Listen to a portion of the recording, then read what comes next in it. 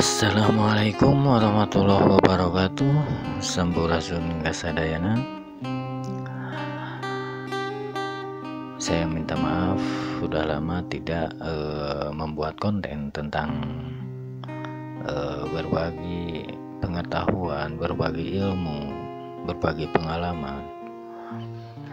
Mudah-mudahan di kesempatan ini apa yang saya bagikan melalui konten ini bisa bermanfaat untuk teman-teman semua. Dan kesempatan kali ini saya ingin coba bahas tentang Sunda. Apakah bocah angon, Satrio Piningit, Ratu Adil berasal dari Sunda?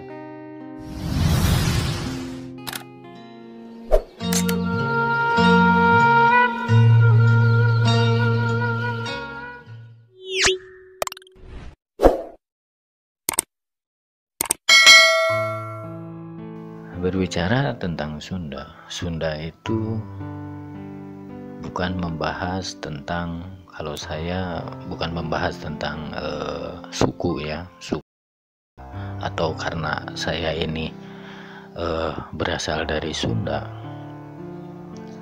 Tapi Sunda itu yang saya bahas tentang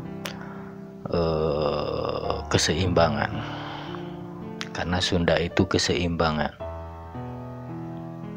Gitu. Kenapa Sunda disebut keseimbangan? Sebab Pajajaran adanya di Sunda.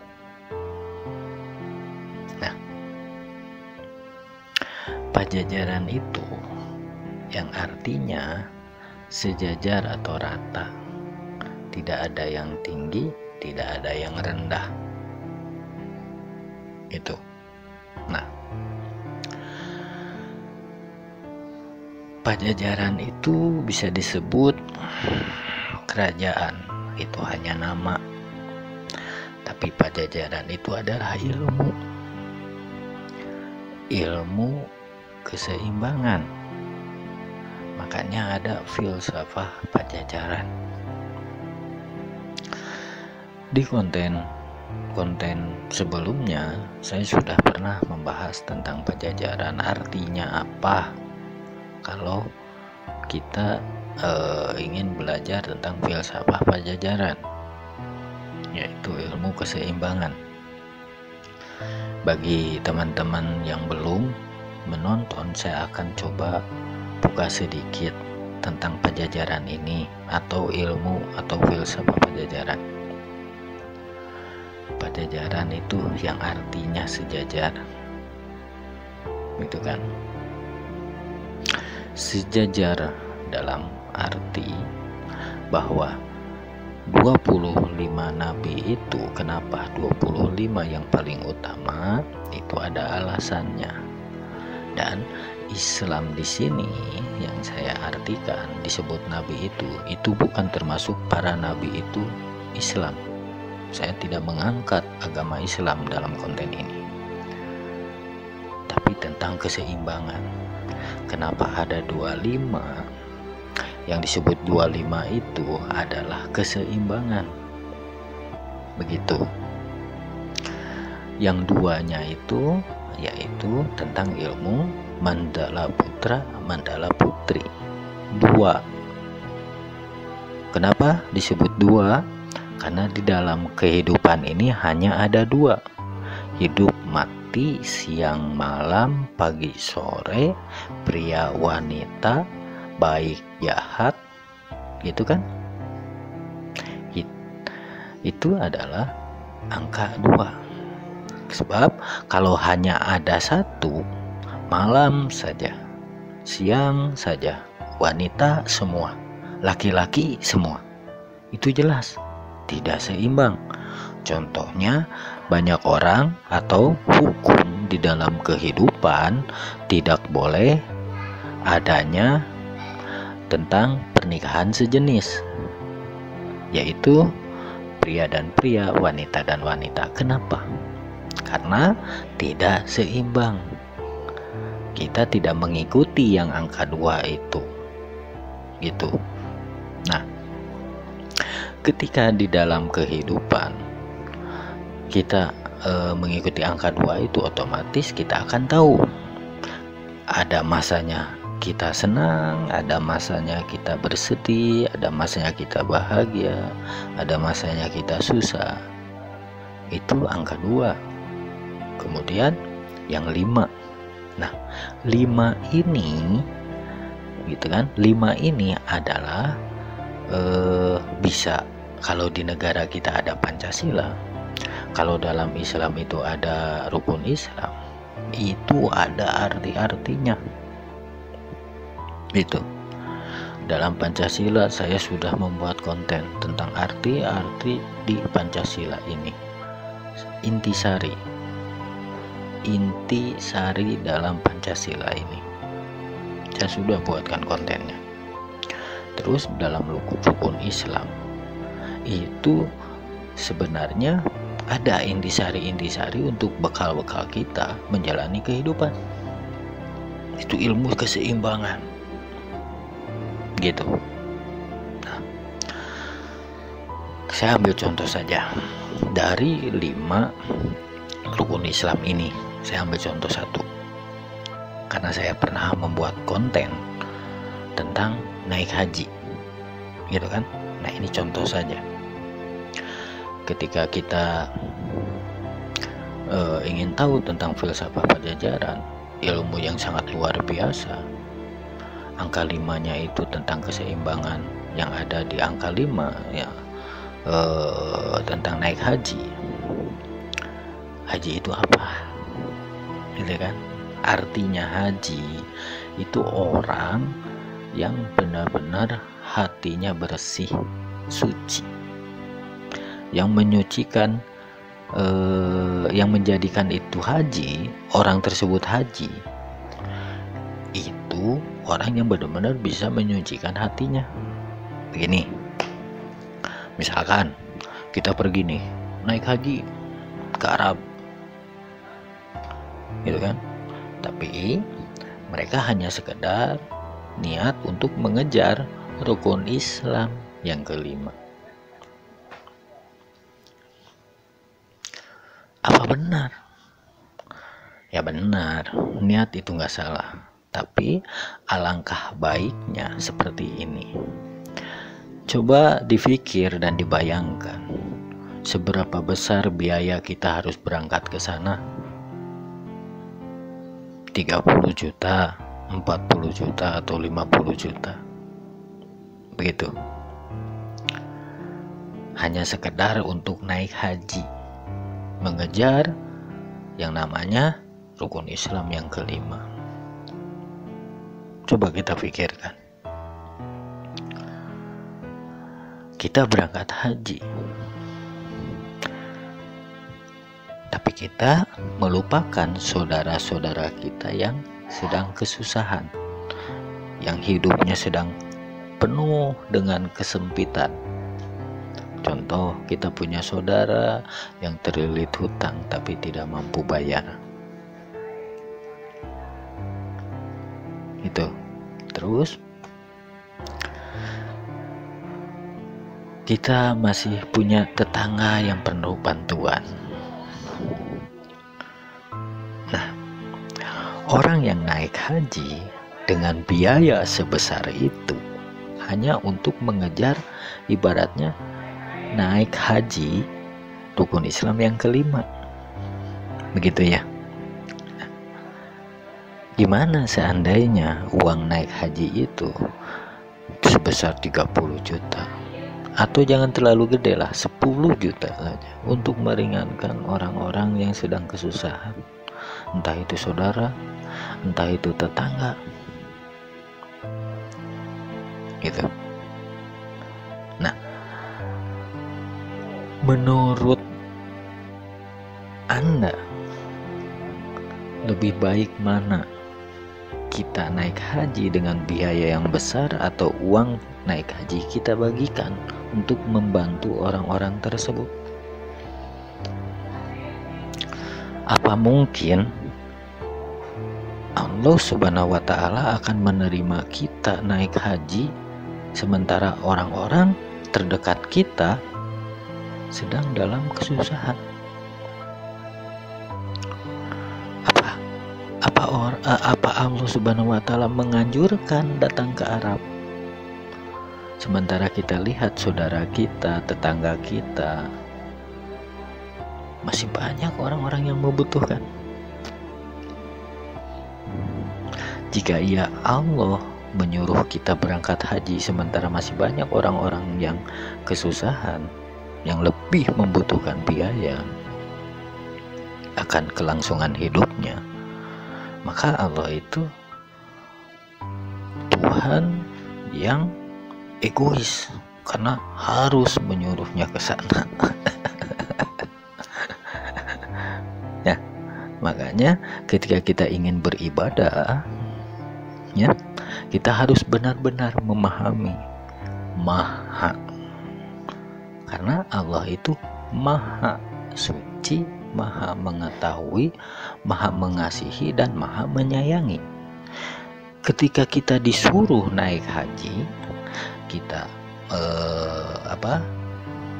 punya biayanya, tapi tetangga atau orang-orang di sekitar kita sedang kesusahan, alangkah baiknya orang atau uang tersebut untuk ongkos naik haji kita bantu untuk mereka yang sedang membutuhkan. Sebab apa? Itulah sempurnanya kita naik haji. Kenapa? Kita menjadi tangan kanan Allah Subhanahu wa Ta'ala, atau orang yang menyampaikan rezeki kepada orang-orang yang benar-benar membutuhkan. Daripada kita jadikan ongkos untuk pergi ke sana, lebih baik kita membantu. Nah, itu haji yang sejati, bukan gelar yang kita kejar. Seperti itu.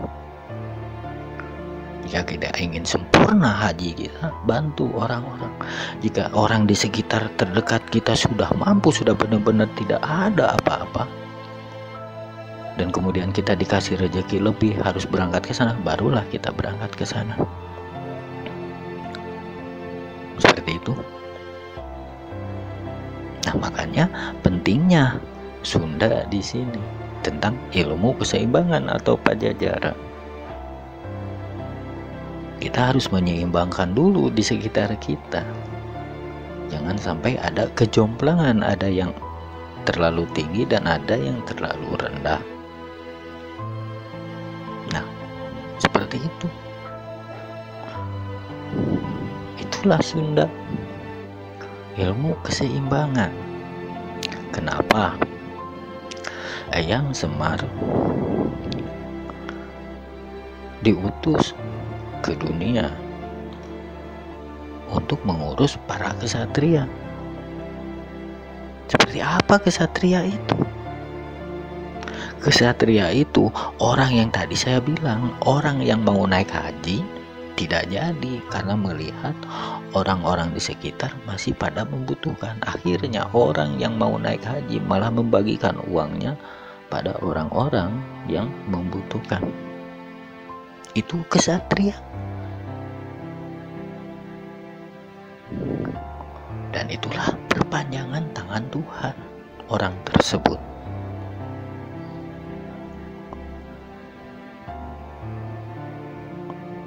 Nah, untuk apa kita pergi jauh-jauh ke sana, tapi melihat tetangga saudara kita masih banyak orang yang oleng karena tidak seimbang menjalani kehidupannya.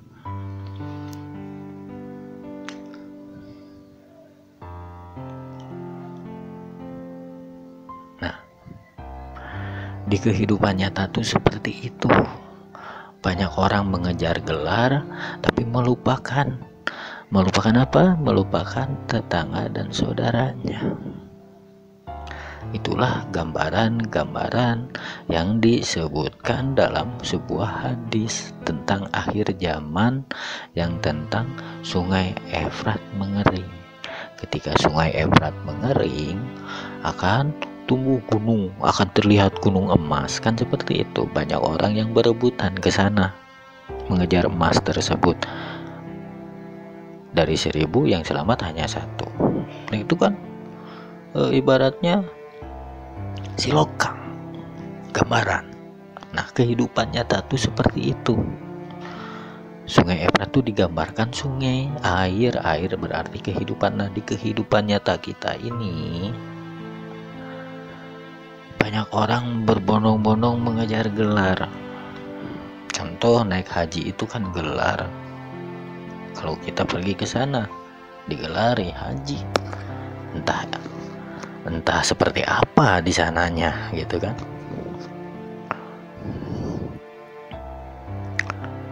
Makanya dari 1000 hanya satu yang selamat. Coba yang saya jelaskan tadi, misalkan dari 1000 orang yang mendengarkan cerita saya tadi, misalkan ketika kita mau naik haji, pilih yang mana? Membagikan ongkos hajinya pada orang yang membutuhkan, atau kita memaksakan diri naik haji? Saya yakin banyak orang yang ingin naik haji berangkat ke sana. Tidak banyak orang yang memilih membagikan ongkos hajinya pada orang-orang yang lebih membutuhkan. Saya yakin seperti itu. Makanya digambarkan dalam hadis seperti itu. Dari 1000 orang yang berebutan emas, hanya satu yang selamat. Nah itulah orang yang satu itu, orang yang mampu merelakan ongkos naik hajinya untuk membantu orang yang lebih membutuhkan. Pahami ini? Ini ilmu keseimbangan, ilmu Sunda, ilmu bangsa yang turun-temurun diajarkan dari leluhur. Makanya Eyang Semar mengutus para kesatria. Makanya Eyang Semar itu mengasuh para kesatria di dunia ini, di alam manusia, gitu kan. Kalau zaman kerajaan ya kesatrianya ya para raja, para jago-jago tarung. Nah di zaman sekarang para kesatrianya siapa? Yang jadi raja aja itu bukan kesatria. Contoh presiden atau petinggi-petinggi di dalam negara ini, mereka kan hanya ingin ibaratnya mencari aman, mencari kehidupan untuk diri mereka masing-masing, gitu kan. Kenapa seperti itu? Nah, kalau mereka tidak mengejar untuk kehidupannya masing-masing, untuk apa mereka berebut jabatan? Semua orang ingin jadi presiden, semua orang ingin jadi menteri, semua orang ingin jadi pegawai pemerintahan, gitu kan. Nah makanya orang-orang tersebut itu yang digambarkan dalam hadis tadi tentang gunung emas. Gunung emas itu banyak orang yang mau, karena emas itu berharga, nilainya tinggi, makanya orang banyak yang mengejar. Jadi presiden tinggi, jabatannya dihormati gitu kan. Nah menghargai, ditakuti, nah itu kan emas jabatan itu.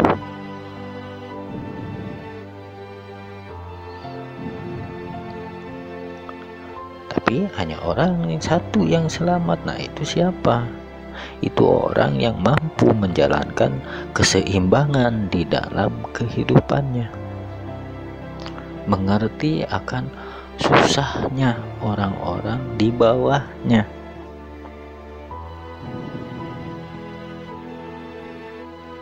Seperti itu. Itulah Sunda. Makanya jangan sampai kita termakan dogma-dogma tentang agama. Sebab agama itu ibaratnya